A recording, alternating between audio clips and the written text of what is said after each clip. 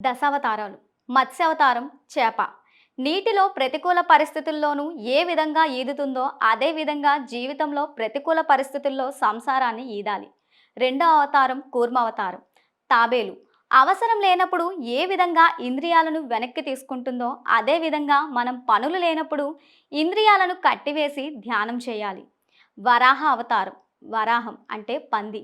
ప్రపంచ భారాన్ని ఏ విధంగా మోస్తుందో అలాగే ఇంటి బాధ్యతలను మోయాలి. నరసింహ అవతారం మనలోని అజ్ఞానాన్ని చీల్చి చెండాడాలి. వామన అవతారం మొదటి అడుగు భౌతికంగాను, రెండవ అడుగు ఆధ్యాత్మికంగాను జీవిస్తూ మరి మూడవ అడుగును మనలోని అహంకారాన్ని గుర్తించి బలి ఇవ్వాలి. ఇక ఆరవ అవతారం పరశురామ అవతారం. లక్ష్యం.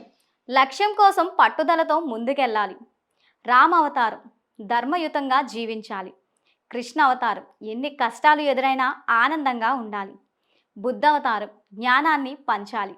కల్కి అవతారం సకల మానవాళి అజ్ఞానాన్ని తీసివేయాలి.